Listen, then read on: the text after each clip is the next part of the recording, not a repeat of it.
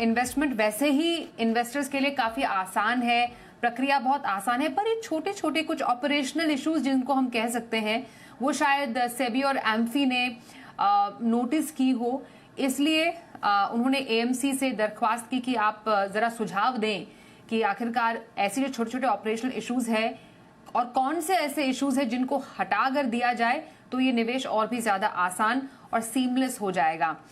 इसी कड़ी में मैं हेमंत जी अगर आपसे सबसे पहले समझना चाहूं, यूजुअली म्यूचुअल फंड इन्वेस्टमेंट तो काफी ज्यादा सिंपल ही होता है, पर अगर हम स्टेप बाय स्टेप बात करें और सुझाव मैं बता भी देती हूँ कौन कौन से हैं। एक स्टैम्प ड्यूटी को लेकर है, एक जो छोटे छोटे होल्डिंग्स हैं वाले फोलियो है उनकी जो भरमार हो जाती है वो कई बार दिक्कत पैदा कर देती है। जो अनक्लेम्ड जो आईडीसीडब्ल्यू भुगतान होता है, जो आपको पेमेंट होती है वो कई बार काफी कॉम्प्लिकेटेड हो जाती है, वो एक परेशानी है। और हर बार जो आपको हर एक इंफॉर्मेशन के लिए मेल या फिर नोटिफिकेशन भेजना पड़ता है निवेशकों को, वो इंफॉर्मेशन ओवरलोड की भी दिक्कत है। Sir Hemant sir, stamp duty यूं तो किसी भी एक यूनिट खरीदने पर आपको बहुत ही मतलब 0.005% स्टैम्प ड्यूटी लगती है, यहाँ पर रिडेम्पशन पर स्टैम्प ड्यूटी दी जाती है। सर बताइए क्या अभी कुछ पेचीदगियां हैं स्टैम्प ड्यूटी में और क्या सुझाव या सुधार इसमें किया जाए जिससे कि थोड़ी कॉम्प्लिकेशंस आसान बने? हाँ, आई थिंक स्वाति आपने बिल्कुल ठीक कहा। देखिए पिछले कुछ समय से हमने देखा कि कोशिश हो रही है, चाहे सीबी है एमपी, कि कुछ ऐसी प्रोसेसेस हैं, कुछ ऐसे इश्यूज हैं, कुछ ऐसे एरियाज हैं जहाँ पे प्रोसेसेस को सिंप्लीफाई करना, जहाँ पे इंफॉर्मेशन अच्छे से मिल सके, या फिर जो थोड़ी बहुत कॉम्प्लिकेशन या इरिटेंट जो हम कहते हैं वो जो इन्वेस्टर्स में उसको पूरा किया जा सके। हमने रिसेंटली देखा कि सेबी ने एक प्लेटफॉर्म शुरू किया मित्रा, जहाँ पे आप अपनी जो पुरानी इन्वेस्टमेंट्स हैं, जो अनक्लेम्ड है, वो इन्वेस्टमेंट्स को आप देख सकते हो। और फिर अभी रिसेंटली अभी देखा पिछले 2-3 महीने में, इनफैक्ट ये भी एक इशू था कि जो एसआईपी अकाउंट्स थे वन टाइम क्लीन अप करके, ताकि आइडिया वही था कि जो इन्फॉर्मेशन मिले वो एकदम ट्रांसपेरेंट और अच्छे से मिले। ये जो आपने 4 इश्यूज कहा वो बिल्कुल रेलेवेंट है मुझे लगता है, और कुछ आपके निवेश से रिलेटेड है, कुछ आपके जो इन्वेस्टमेंट के बाद जो आपको पैसा मिलता है या उससे रिलेटेड जो इन्फॉर्मेशन आपको मिलती है उससे रिलेटेड है। तो मुझे लगता है पहली बात तो मैं कहूंगा कि ये एमपी का अच्छा स्टेप है कि वो इंडस्ट्री से फीडबैक ले रहे हैं कि कौन कौन से ऐसे इश्यूज हैं। जैसा आपने कहा ये 4 इश्यूज जो सामने आए हैं। अब जब हम स्टैम्प ड्यूटी की बात करते हैं स्वाति, तो देखिए जुलाई 2020 में ये स्टैम्प ड्यूटी शुरू हुई। ये ऑब्वियसली एक स्टैट्यूटरी लेवी है जो 0.005% आपको देनी है। अब इसमें सिर्फ इशू ये है कि देखिए अगर आप मान लीजिए 10,000 रुपए इन्वेस्ट करते हैं तो आपका वो जो 50 पैसा जो आपको जो लगता है टैक्स उसके ऊपर जो लगता है वो आपकी इन्वेस्टमेंट में से कम हो जाता है। यानी आपको चार्ज करने के 2-3 तरीके हो सकते हैं। तो आई थिंक इंडस्ट्री ने जो तरीका चुना गया था उस समय पे वो ये था कि आपकी जो इन्वेस्टमेंट होगी वो 9,999.50 होगी, और उसके बाद आपको एनएवी अप्लाई करके आपको नंबर ऑफ यूनिट्स मिलेंगे। तो आई थिंक 2-3 चीजें होती हैं इसमें। एक तो जो नए निवेशक हैं उनको सडनली लगता है कि हमने 10,000 रुपए दिए थे, वो 50 पैसा क्या हुआ, और ये हर बार आप देते हैं। और इनफैक्ट आप इन्वेस्टमेंट पे ही नहीं देते, अगर आप उस पैसे को बाद में कहीं दूसरे फंड में स्विच करते हो तो जिस फंड में आप स्विच कर रहे हो उसमें भी आपको ये स्टैम्प ड्यूटी लगती है। तो आई थिंक एक तो ये इशू। दूसरा ये जो यूनिट्स जो ऐसे होती हैं, ऑब्वियसली फ्रैक्शन में यूनिट्स आती हैं, तो ऑब्जेक्टिव ये है कि क्या इसको बेटर किया जा सकता है। तो ऑब्वियसली एक सजेशन जो आ रही है वो ये है कि क्या इसको टीआर का जो टोटल एक्सपेंस रेशो है उसका हिस्सा बना सकते हैं, ताकि इन्वेस्टर्स को जो पैसा उन्होंने इन्वेस्ट किया उसके पूरी यूनिट्स मिले, वो कहीं कंफ्यूजन ना हो। मेरे हिसाब से देखिए इसकी जो इन्फॉर्मेशन है स्वाति वो आपको अकाउंट स्टेटमेंट में मिल जाती है। अकाउंट स्टेटमेंट में बहुत क्लियरली लिखा होता है कि आपने 10,000 रुपए इन्वेस्ट किए, लेकिन जो यूनिट्स आपको अलॉट में वो 9,999.50 पे हुए। तो आई थिंक इन्फॉर्मेशन में कोई प्रॉब्लम नहीं है। आई थिंक होल आइडिया यही है कि अगर इसको थोड़ा सिंप्लीफाई करके आप किया जाए, फ्रैक्शन यूनिट से तो आप बचेंगे नहीं, क्योंकि अगर आप पूरा 10,000 भी इन्वेस्ट करते हो और आपको एनएवी से उसको जब आप डिवाइड करते हो तो यूनिट्स आपकी फ्रैक्शन ही होंगी। लेकिन आइडिया ये है कि क्या इसमें कुछ सुधार किया जा सकता है। थोड़ा सा कॉम्प्लिकेटेड है, आई थिंक इंडस्ट्री को मिलके थोड़ा इसका सोल्यूशन देखना पड़ेगा कि ज्यादा है कि, बट ये प्रॉब्लम है। मुझे लगता नहीं कि बहुत बड़ी प्रॉब्लम है, बट हाँ अगर इसको सिंप्लीफाई किया जाए तो इन्वेस्टर्स के लिए थोड़ा बेटर।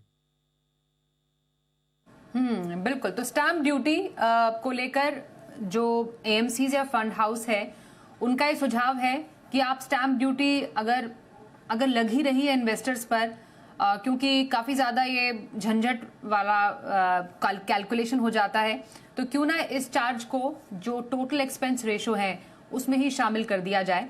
तो ये एक सुझाव हो सकता है, जो कि हो सकता है कि काफ़ी हद तक एक इन्वेस्टर की झंझट और परेशानी को कम कर दे।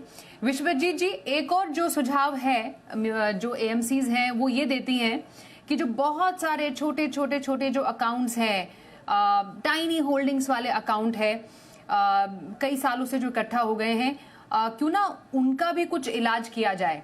कैसी दिक्कतें आती हैं जब इस तरीके के छोटे छोटे अकाउंट्स बहुत सारे बन जाते हैं, और कैसे ठीक किया जा सकता है इस प्रोसेस को?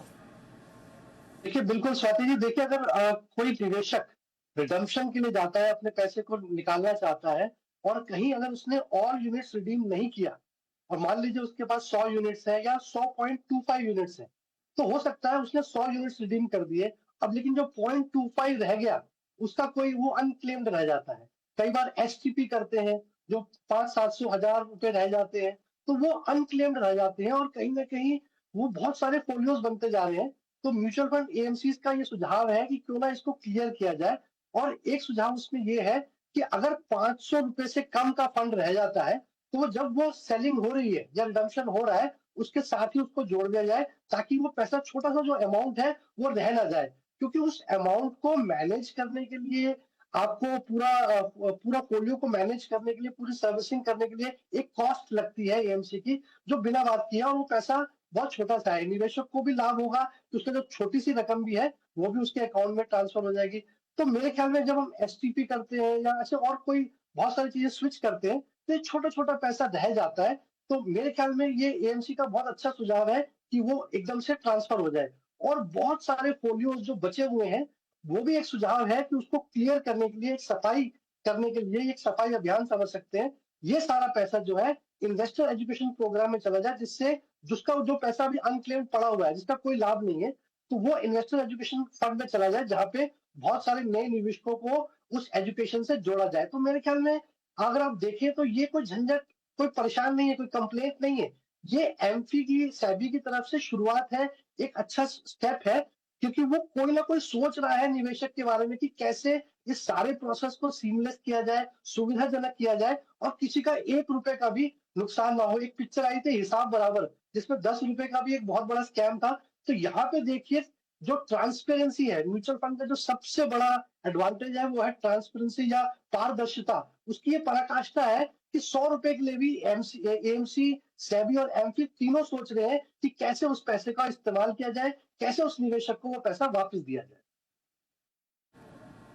तो छोटे होल्डिंग्स जो हैं, उनको किस तरीके से एक तरीके से उनका अलग किया जाए, या फिर उसको ठीक किया जाए, इस पर एक बड़ा सुझाव एएमसीज की तरफ से सामने आया है। हेमंत जी, आपके पास आएंगे। जो अनक्लेम्ड, जो डिविडेंड पे आउट वाले जो म्यूचुअल फंड्स होते हैं, उसको लेकर भी म्यूचुअल फंड संगठन ने एएमसी से सुझाव मांगा है।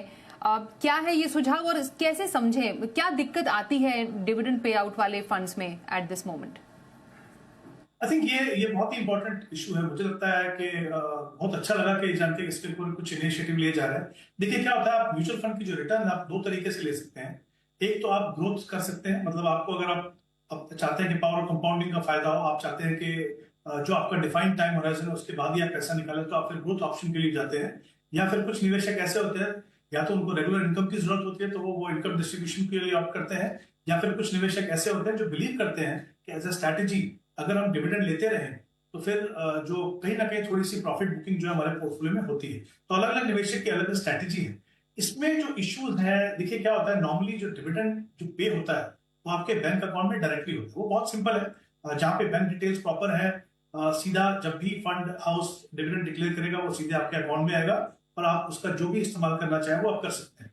लेकिन कुछ इंस्टेंसेस ऐसे होते हैं जहां पे मान लीजिए आपने आईएफएससी कोड नहीं दिया है, या फिर कोर बैंकिंग डिटेल वो अगर अपडेट नहीं किए हैं आपने, तो फिर या तो डिविडेंड जो पे होता है वो आप तक पहुंचता नहीं है, वो अनक्लेम रह जाता है, राइट। या दूसरा, ऐसे समय के भी काफी निवेशक हैं जब पूरी डिटेल्स की जरूरत नहीं हुआ करती, जैसे पैन नंबर और बाकी सब इंफॉर्मेशन जो है फंड हाउस से लेते नहीं थे। उस समय के जो है म्यूचुअल फंड ने काफी समय तक कोशिश की है कि वो डिस्ट्रीब्यूटर्स को डिटेल देते हैं कि आपके ये निवेशकों की ये डिविडेंड जो है वो अनक्लेम्ड है, आप कोशिश कीजिए उनको कांटेक्ट करने के लिए। बट अगर डिस्ट्रीब्यूटर्स के पास डिटेल नहीं है तो उनको कांटेक्ट करना मुश्किल होता है। आई थिंक क्या होता है कि जो अनक्लेम अमाउंट है वो बढ़ता जाता है। कभी कभी क्या होता है, जब आप मान लीजिए आपको जो चेक इशू किया गया, जो एट पार चेक जो इशू करते हैं फंड हाउसेज, वो अगर मान लीजिए 3 महीने के लिए वैलिड है, अगर वो आपने उस टाइम में एनकैश नहीं किया और फिर अगर जब आप फंड हाउसेस को जाते हैं इसको रीवैलिडेट करने के लिए, तो आपकी जो भी डिटेल्स है वो अपडेट हो जाती है, आगे से आपको प्रॉब्लम नहीं होता है। जहां पे ऐसा नहीं होता है तो ये क्या हो रहा है, अनक्लेम्ड अमाउंट जो है वो बढ़ता जाए। उसको सॉल्व करने के लिए एक सजेशन ये है कि क्या उन निवेशकों ने जिन्होंने काफी समय से इनका अनक्लेम्ड डिविडेंड आ रहा है, क्या उनको हम डिविडेंड री इन्वेस्टमेंट या ग्रोथ ऐसी ऑप्शन में कन्वर्ट कर सकते हैं, ताकि जब भी वो क्लेम करें कम से कम ये इशू ना हो कि ये जो अनक्लेम का पैसा है जो वहीं का वहीं पड़ा हुआ है, कहीं ना कहीं आपका पैसा ग्रो होता है। तो मुझे लगता है कि थोड़ा सा कॉम्प्लिकेटेड इशू है, बट आई एम श्योर अगर इसके बारे में कुछ सोचा जाए तो काफी फायदा होगा उन निवेशकों को जब भी वो क्लेम करेंगे वो जो अनक्लेम डिविडेंड है उस अमाउंट को। बिल्कुल। और एक और सुझाव जिस पर बात करने वाले विश्वजीत जी, वो है जैसे बहुत सारी जो म्यूचुअल फंड कंपनीज हैं, लाखों करोड़ों में इन्वेस्टर्स वहां पर निवेशित हैं, छोटे छोटे किसी इंफॉर्मेशन देने के लिए उनको मेल जाते हैं या मैसेजेस जाते हैं, वो कई बार एएमसीज का मानना है काफी ज्यादा ऑपरेशनल बर्डन उनके लिए क्रिएट करता है। क्या दिक्कत हो सकती है इससे, क्या दिक्कत होती है और इससे निपटने के क्या तरीके हो सकते हैं? बिल्कुल, देखिए स्वाति जी, बिल्कुल आपने ठीक कहा। एक्चुअली क्या होता है कि जो टोटल एक्सपेंस रेशियो है, अगर उसमें छोटा सा भी बदलाव होता है, मिनिस्क्यूल सा भी बदलाव होता है, 0.001% का भी बदलाव होता है, क्योंकि एयूएम के बेसिस पे कभी-कभी टोटल एक्सपेंस रेशियो चेंज होते रहते हैं। आज की तारीख में रेगुलेशन ये है कि अगर छोटा सा भी बदलाव है, तो एएमसी को अपने निवेशकों को, जैसा आपने बिल्कुल ठीक कहा, लाखों करोड़ों निवेशकों को ईमेल के द्वारा इंटीमेट करना पड़ता है कि ये छोटा सा बदलाव हुआ है, जिससे निवेशक को कोई फर्क नहीं पड़ता, या कई बार तो वो उन्हें समझ में भी नहीं आता कि ये मेल क्या आई है।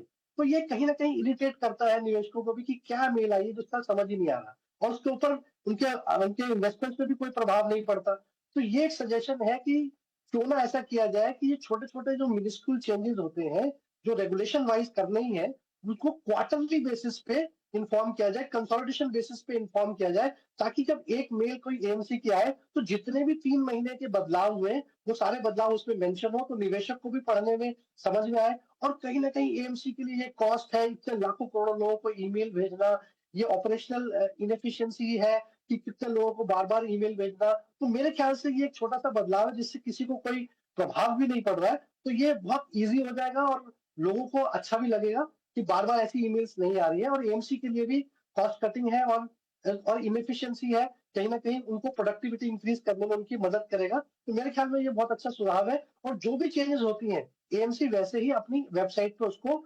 नॉर्मली मेंशन कर ही देते हैं। तो मेरे ख्याल में ये सुझाव से काफी फायदा होगा, और ये जो बेफालतू में जो समय बेकार हो रहा है वो बचे। बिल्कुल। तो ये कुछ बहुत बारीक बारीक ऑपरेशनल इश्यूज हैं जो एएमसीज जो हैं फेस करती हैं, और इवेंचुअली जो इन्वेस्टर्स यानी आप है वो फेस करते हैं। इस पर काम किया जा रहा है एम्फी और एएमसी की तरफ से। उम्मीद यही है कि जल्द ही पूरी तरीके से इसको सॉल्व भी कर लिया जाएगा, या जो भी ऑपरेशनल दिक्कत इसमें आ रही है उसको दूर करने की पूरी कोशिश जारी है। इस बीच हमारे साथ हमारे आज के पहले कॉलर शो में शामिल हो चुके हैं अनमोल ठुकराल जी, इस वक्त हमारे साथ हैं। नमस्कार अनमोल जी, स्वागत करते हैं आपका मनी गुरु में। आपने अपना सवाल हमें भेजा जिसमें आपने बताया कि आप लगभग 18,500 रुपए की एसआईपी अभी कर रहे हैं। बताएंगे आपकी उम्र क्या है और आप किस लक्ष्य के लिए इन्वेस्ट कर रहे हैं? 38 मैम, लॉन्ग टर्म के लिए। जी, ओके। लॉन्ग टर्म में क्या कोई ऐसा लक्ष्य है जो आपने अपने लिए आइडेंटिफाई किया है? नहीं, ऐसा कुछ नहीं है। पोर्टफोलियो रिटायरमेंट के लिए होगा। आपके पास, हाँ, अच्छा, रिटायरमेंट प्लानिंग है आपकी। कब से इन्वेस्ट कर रहे हैं आप? 8 साल हो गए जी। अच्छा, 8 साल से ऑलरेडी इन्वेस्टेड। आप अनमोल जी का करंटली मैम थोड़ा टाइम से मैं कुछ इन्वेस्टमेंट में करंटली थोड़ा टाइम से कर रहा हूँ, बाकी कुछ ऑलमोस्ट 7-8 साल से कर रहा हूँ। ठीक है, आपका पोर्टफोलियो विश्वजीत जी थोड़ा स्टडी करेंगे। 18,500 की एसआईपी है विश्वजीत जी, रिटायरमेंट प्लानिंग है इनकी, एनपीएस में भी 5,000 रुपए डालते हैं ये। 10 से 15 साल में कितना ये इकट्ठा कर पाएंगे अपने लिए एक कॉर्पस? बिल्कुल। तो सबसे पहले टुकराल साहब, जो आपने निवेश कर रहे हैं 18,500 रुपए का, अगर ये इसको हम 12% का सीएजीआर लेके चलते हैं तो 15 वर्ष में कहीं ना कहीं ये 93 लाख रुपीस बन जाते हैं। और अगर आप इसमें 10% का स्टेप अप करते हैं तो ये 1,60,00,000 रुपए बन जाते हैं। तो मेरे ख्याल से आपको देखना होगा कि क्या ये आपकी रिटायरमेंट के लिए पर्याप्त है। नहीं तो आप कोशिश करें अपने ये स्टेप अप करें, या जितनी एसआईपी बढ़ा सकते हैं वो बढ़ाएं, क्योंकि अगर हम इन्फ्लेशन को देखेंगे तो शायद कहीं ना कहीं ये अमाउंट कम पड़ सकता है मेरे विचार में। तो आपको देखना होगा। दूसरा, अगर आपका पोर्टफोलियो देखें तो कुछ फंड्स बहुत अच्छे हैं जो कि टॉप परफॉर्मर है। पराग पारिक फ्लेक्सी कैप है, मोतीलाल ओसवाल का लार्जर मिड कैप फंड है। लेकिन उसी पोर्टफोलियो में कहीं ना कहीं 2 मल्टी कैप फंड्स हैं जहां मैंने देखा कि कहीं ना कहीं ओवरलैप है। फंड्स दोनों अच्छे हैं। तो एक तरीका तो ये है कि मल्टी कैप फंड की बजाय वो हटाकर हम एक डाइवर्सिफाइड फंड पोर्टफोलियो बनाए, जिसमें कि लार्ज कैप, मिड कैप और स्मॉल कैप हो, तो मल्टी कैप की आवश्यकता ही नहीं पड़ेगी। तो मेरे सुझाव से मेरा ही एसेट मल्टी कैप की जगह आप मेरा ही एसेट का ही लार्ज कैप फंड ले लें, उसको स्विच कर दें इस एसआईपी को, ताकि आपके पास एक प्योर लार्ज कैप फंड हो जाएगा। और वही Nippon India multi cap fund की जगह निपॉन इंडिया का स्मॉल कैप फंड ले लें। इसी पोर्टफोलियो में आपके पास एचडीएफसी का एक डिफेंस फंड है, जो कि एक थीमेटिक फंड है और इसमें टाइमिंग का भी असर रहता है। तो हो सकता है कहीं बहुत अच्छे रिटर्न्स ना बने या फिर बहुत लंबा समय आपको वेट करना पड़े। तो इसकी जगह आप एचडीएफसी का ही मिड कैप अपॉर्चुनिटीज फंड ले लें। तो ये 3 बदलाव करने से आप देखेंगे कि आपके पोर्टफोलियो में एक लार्ज कैप फंड भी होगा, एक मिड कैप भी होगा और एक स्मॉल कैप भी होगा। वहीं आपने एक डीएसपी टैक्स सेवर फंड भी ले रखा है, फंड अच्छा है। बट अगर आपको लगता है कि न्यू टैक्स रिजीम में आप जा रहे हैं और आपको ईएलएसएस की आवश्यकता नहीं है, तो ये 5,000 रुपए भी आप इन्हीं 3 कैटेगरी फंड्स में डाइवर्सिफाई कर सकते हैं, डिवाइड कर सकते हैं। तो आपको एक कुछ फंड्स कम भी हो जाएंगे और पूरा अच्छा डाइवर्सिफिकेशन भी मिल जाएगा अक्रॉस एएमसीज भी और मार्केट कैप्स भी। तो ये छोटे छोटे बदलाव अगर आप करें तो मेरे ख्याल में परफॉर्मेंस पे भी काफी अच्छा प्रभाव पड़ेगा। बहुत बहुत शुभकामनाएं। तो अनमोल जी आपने सुन लिया, विश्वजीत जी ने कुछ बदलाव आपको बताए हैं, वो जरूर पोर्टफोलियो में शामिल कीजिएगा। All the very best. एक ब्रेक के लिए रुकते हैं, ब्रेक के बाद भी सवाल जवाब का सिलसिला जारी रखेंगे, बने रहिए हमारे साथ।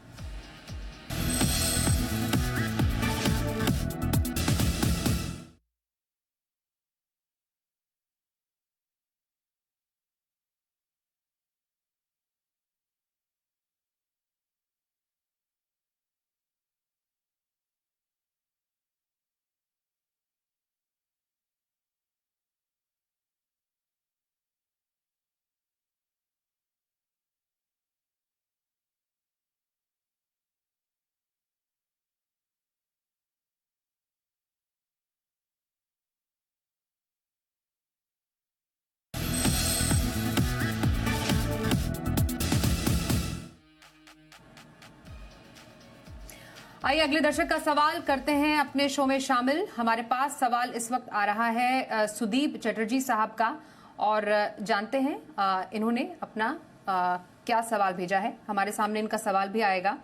हमारे दर्शक हैं,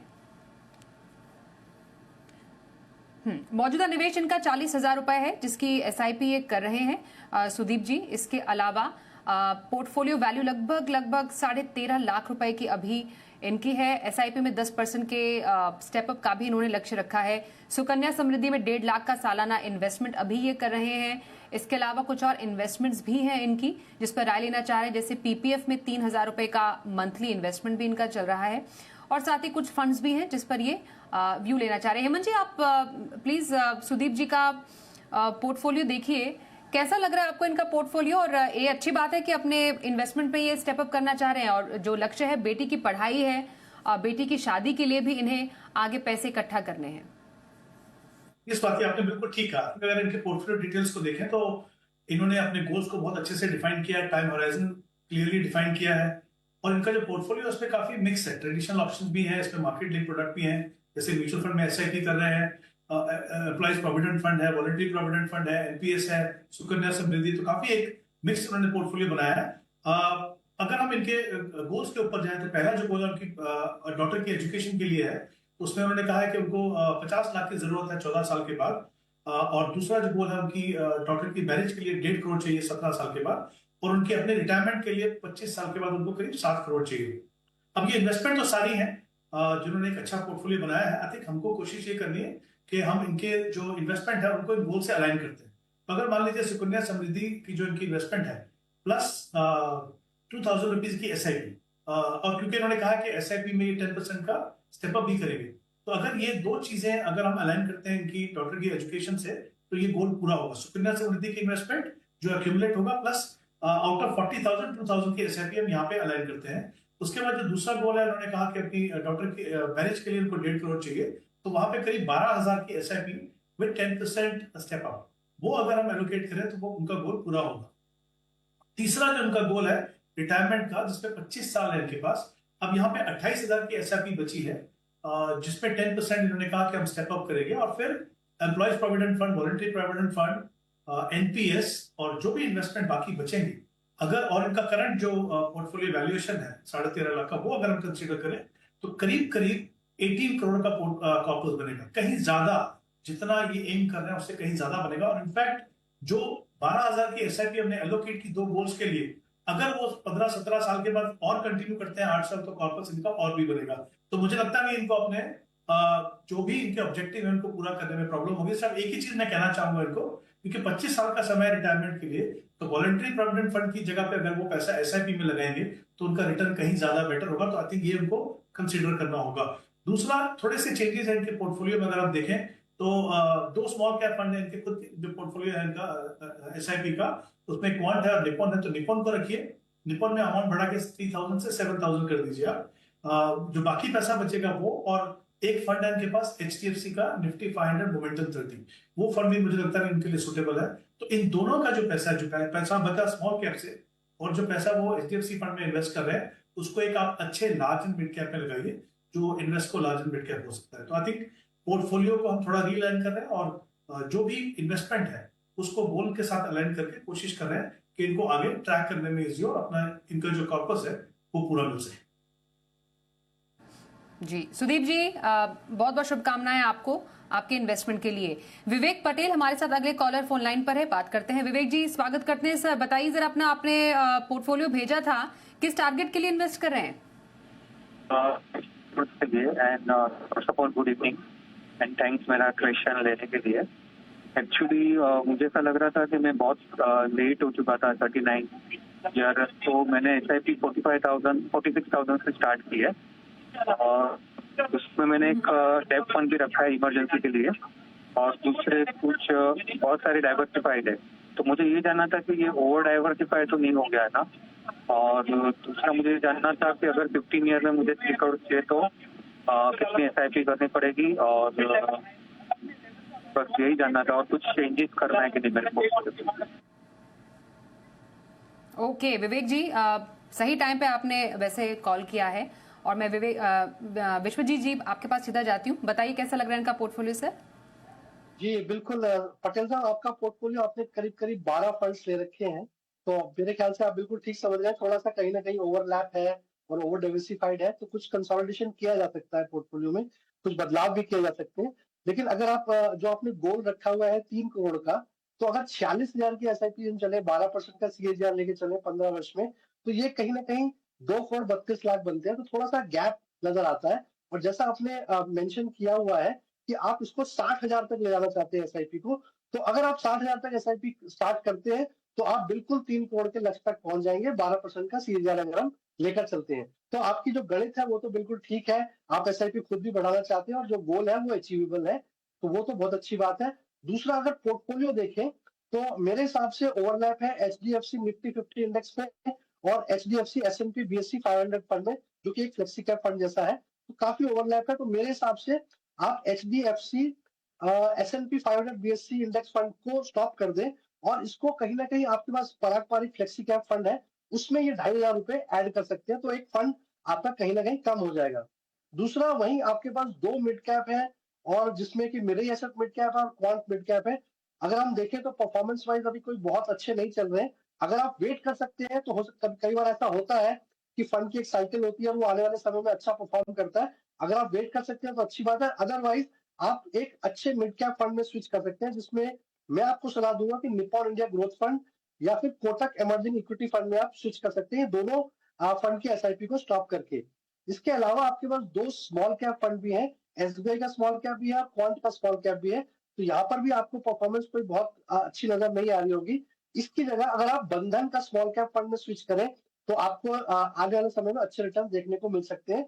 यहाँ पे आपके पास एक ICICI Pru Nifty 200 momentum index fund है, तो मेरे हिसाब से यहाँ से आप निकल सकते हैं। इसकी जगह आईसीआईसीआई का ही large and mid cap fund में अगर आप स्विच करें तो पोर्टफोलियो में बहुत अच्छा डाइवर्सिफिकेशन हो जाएगा। आपने वैसे ही एक्टिव और पैसिव फंड का बहुत अच्छा मिश्रण कर रखा है, तो वो बहुत अच्छी बात है। एसआईपी के अमाउंट भी आपने बहुत अच्छी शुरुआत कर रखी है, वो भी बहुत अच्छी बात है।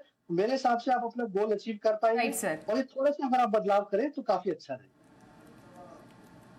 जी विवेक जी, बहुत बहुत शुभकामनाएं आपको आपके इन्वेस्टमेंट के लिए। Thank you so much. Hemant ji आपका भी करेंगे और विश्वजीत जी आपका भी हमारे साथ आज मनी गुरु में शामिल होने के लिए। एक ब्रेक के लिए रुकते हैं, देखते रहिए जी बिजनेस।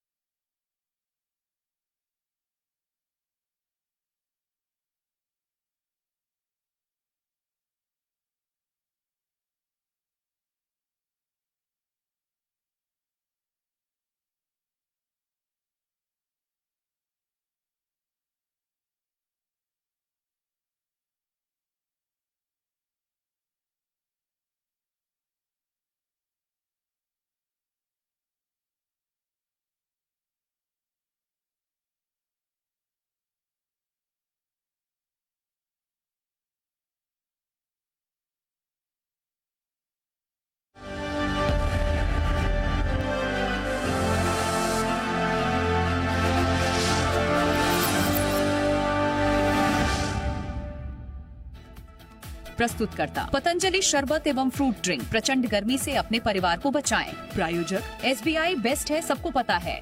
पतंजलि दंत कांति टूथपेस्ट, कंप्लीट ओरल हेल्थ का सच। धोखे से बचें और पेमेंट हमेशा अग्रवाल पैकर्स एंड मूवर्स के साथ लिमिटेड लगाकर ही करें। कॉल 9300 पतंजलि हनी, प्योरिटी के 100 से अधिक पैरामीटर्स पर 100% खरा। और कामधेनु पेंट्स, दिल के रंग दीवारों पे।